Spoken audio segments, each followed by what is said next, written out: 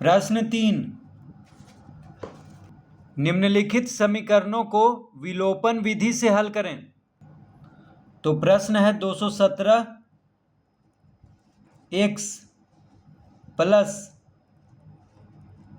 131 y बराबर 913। फिर है 131 x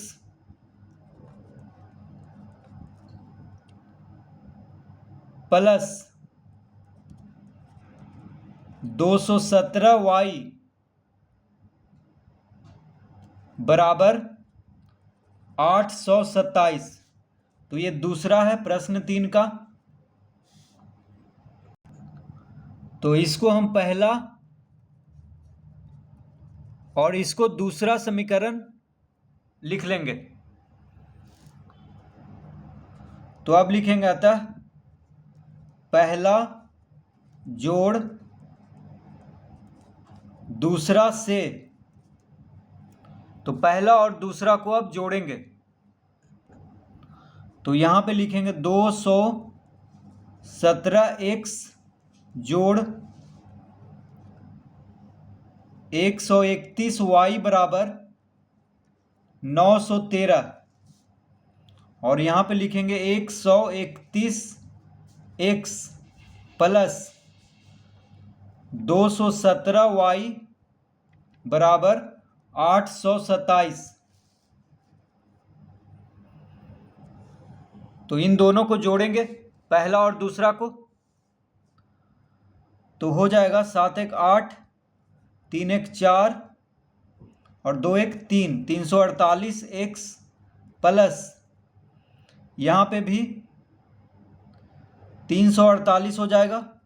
तो 348y बराबर, अब इसको जोड़ेंगे तो 7 3 10, 2 1 3 1 4, 9 8 17। तो कितना आ गया 1740।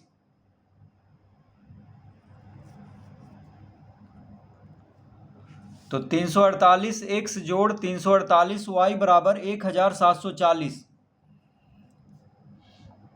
तो इसको अब हम लिख सकते हैं 348 गुना x प्लस वाई बराबर 1740। तो ये कैसे होगा? तो 348 x के साथ भी गुना हो रहा है और 348 y के साथ भी गुना हो रहा है। तो 348 को कॉमन ले लेंगे। तो 348 x में से 348 कॉमन लेंगे तो x बचेगा, और इसमें से 348 कॉमन ले लिए तो y बचा।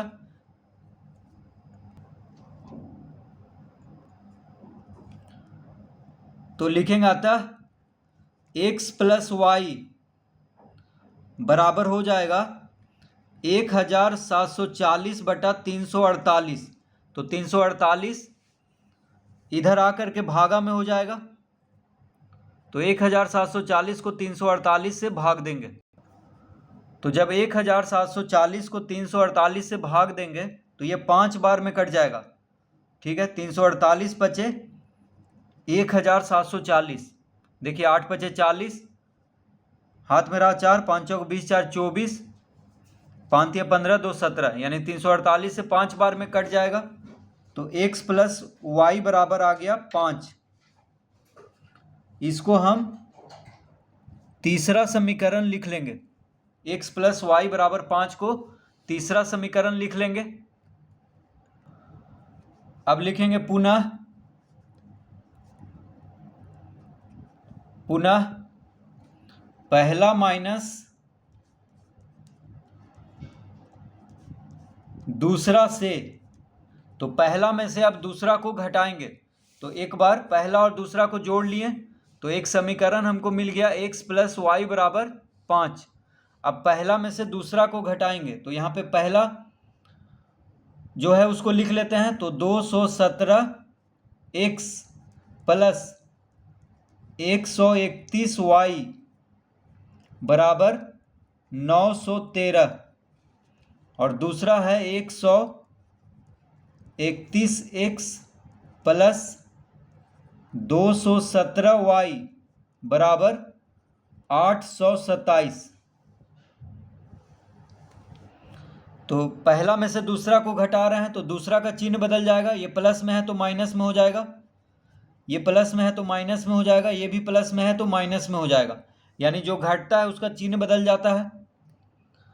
तो 217 में से 131 घटाएंगे तो आ जाएगा 7 में से 1 गया 6, 11 में से 3 गया 8, यानी 86 आएगा। तो 86x। अब यहाँ पे 131y में से 217y को घटाएंगे तो यहाँ माइनस में आएगा क्योंकि छोटा में से बड़ा घट रहा है। तो 7 में से 1 गया 6, देखिए 7 में से बड़ा में से छोटा घटाएंगे लेकिन चिन्ह माइनस का रहेगा क्योंकि बड़ा संख्या माइनस में है। तो 7 में से 1 गया 6, 11 में से 3 गया 8, यानी -86y आ गया बराबर 913 में से 827 घटाएंगे तो 13 में से 7 गया 6, 10 में से 2 गया 8। तो यहाँ पे आ गया 86x - 86y बराबर 86। तो इसको अब हम लिख लेंगे 86, यहाँ पे कॉमन लेंगे दोनों में से तो हो जाएगा x - y।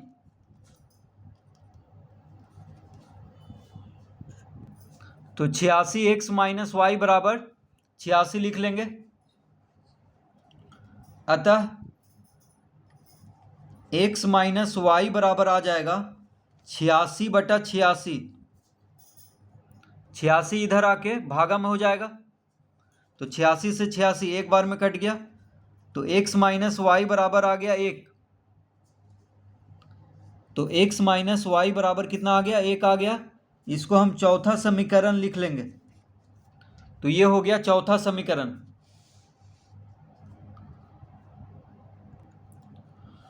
अब तीसरा जोड़ चौथा से, तो तीसरा और चौथा समीकरण को अब जोड़ेंगे।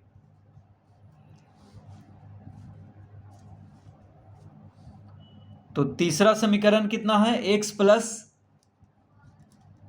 वाई बराबर 5। यह है तीसरा समीकरण हम ऊपर लाए हैं। और चौथा समीकरण आ गया x - y बराबर 1। x - y बराबर 1। अब इन दोनों को जोड़ेंगे तो प्लस वाई और माइनस वाई, इसको इस तरह से काट देंगे, हटा देंगे, क्योंकि एक प्लस में एक माइनस में है तो शून्य आ जाएगा घटाएंगे तो ये खत्म हो गया। तो x और x मिलके 2x, तो 2x बराबर आ गया 5x 6। अतः x बराबर, तो x बराबर आ जाएगा 6/2। तो 6 को जब 2 से भाग देंगे 3 बार में कट जाएगा, 2 तिया 6, यानी x का मान आ गया 3। तो x का मान आ गया 3। फिर